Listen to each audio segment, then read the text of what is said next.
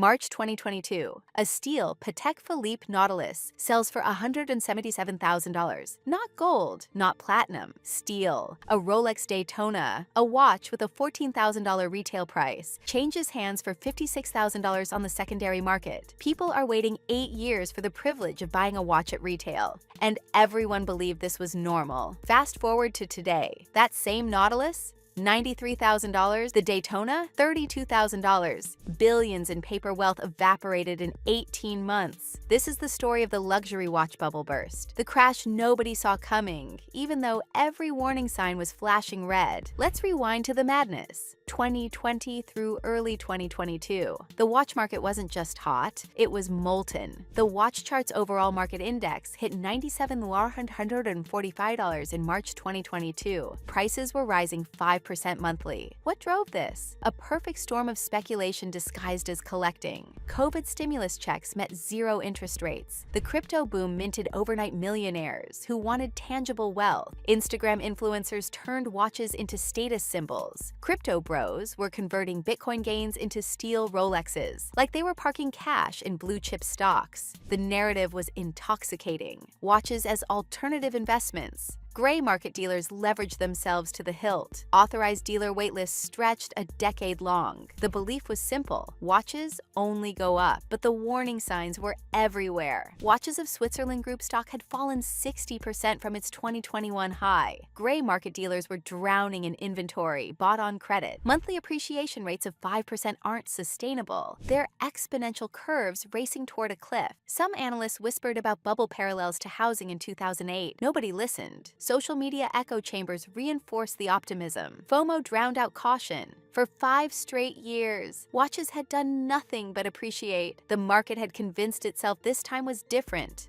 Then March 2022, the Federal Reserve ended the era of free money. Interest rates spiked. The cheap leverage fueling speculation vanished overnight. April 2022, Bitcoin crashed. Crypto wealth, which had accounted for at least 25% of luxury sales growth, evaporated. Buyers who'd been converting digital fortunes into steel watches now needed liquidity badly. The music stopped, and everyone rushed for the exits at once. The Rolex Daytona, from 49th to 183 to $27,642 in 10 months, a 51% collapse. The poster child of the boom became the face of the bust. Bob's Watches data shows the March 2022 peak at $53,111.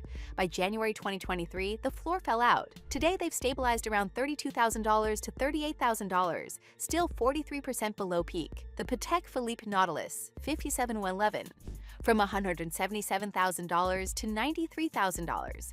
Over 50%. Patek announced the discontinuation of the 57111 in 2021, thinking scarcity would cement value. Instead, it triggered panic buying at irrational prices. Auction houses that had seen these pieces sell for over $200,000 now watch them struggle to meet estimates. The Audemars Piguet Royal Oak 15202 ST, from $106,000 to $85,000. This watch tripled in value from 2020 to 2022. From $35,000 to over $100,000. Instagram made it the watch to own. When Instagram moved on, so did the prices. Vintage 5402 models that touched $250,000, now settling between $100,000 and $195,000. Richard Mille held better, but only relatively. Ultra-limited production meant Richard Mille didn't crater like steel sports watches. But even here, the cooling was palpable. This wasn't immunity, it was insulation. Here's the twist. This wasn't really a crash. It was a correction. If you're realizing your collection just became a case study in speculation, hit subscribe, because understanding what happened next separates survivors from victims. The watch market didn't collapse because watches became less desirable. It corrected because prices had become untethered from intrinsic value. When interest rates returned, the speculation premium vanished. The market is still 20% above pre-pandemic levels. This wasn't destruction. It was deflation of artificial hype. Who got destroyed? Gray market dealers who'd leveraged themselves on inventory they assumed would appreciate forever. Speculative flippers who'd treated watches like day trading vehicles. Late buyers at the peak, now underwater on investments. The Swiss watch industry felt it. Swatch Group, down 14.3%. Richemont's watch division, down 13%. Inventory crises everywhere. But here's the paradox. Genuine collectors are winning. For the first time in years, enthusiasts can access pieces without speculation premiums. Waitlists that stretched 8 to 10 years are shrinking.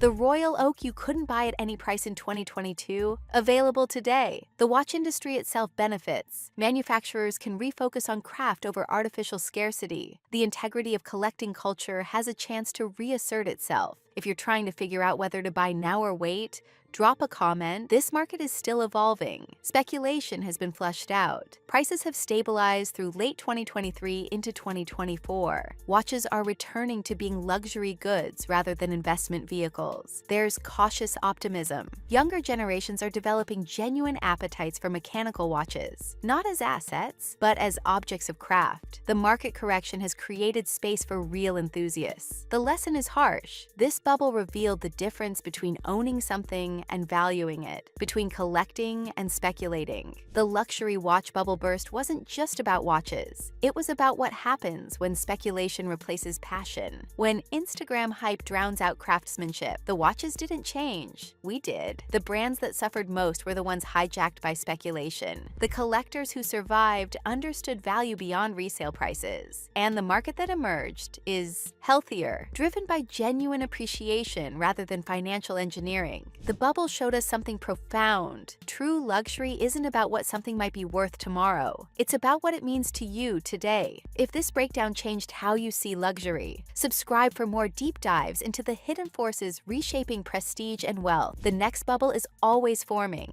The question is whether you'll see it coming.